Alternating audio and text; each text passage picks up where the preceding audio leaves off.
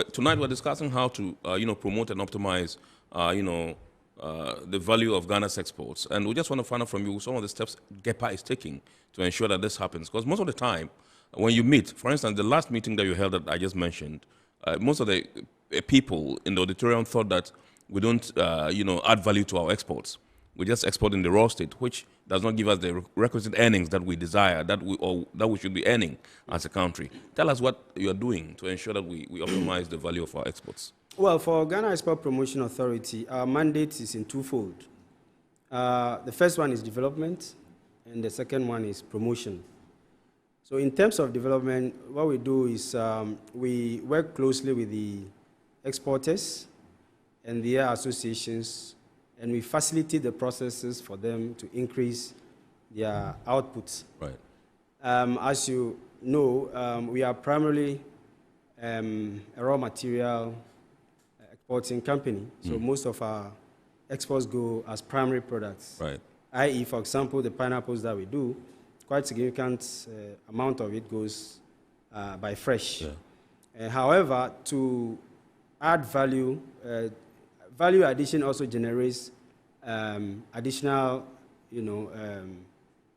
revenue.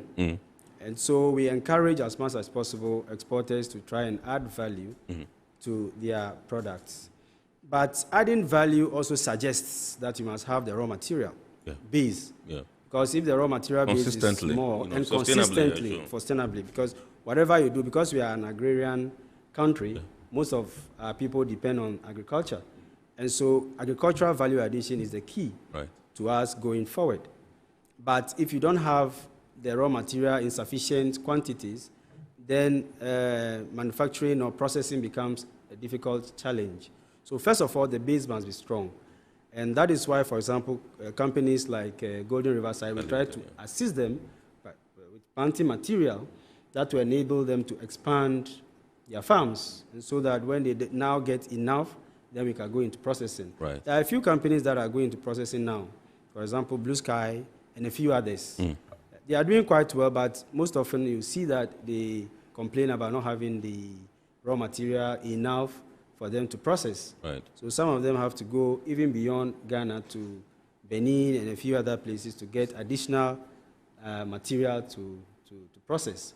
So first, we are laying a lot of emphasis on supply side issues. Okay. So since 2017, GEPA has made a conscious effort to provide support towards improving on our supply capacity in the various product areas, particularly pineapple, where we've invested close to about 11 million sachets that have been distributed to various farmers. We've also now constantly provided support for the coconut industry, because that's also another important area where value can be added. Okay. So once we move beyond that, then we are going to the next phase, which is the processing side.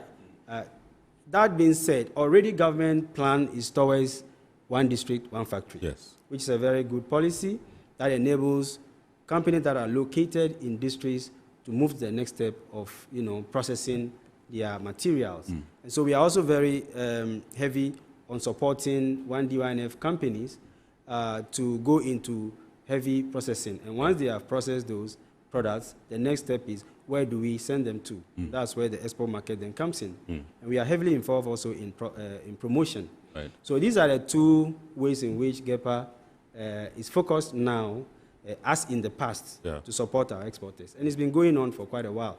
Now that we have the National Export Development Strategy in place, we have to then move to the next stage.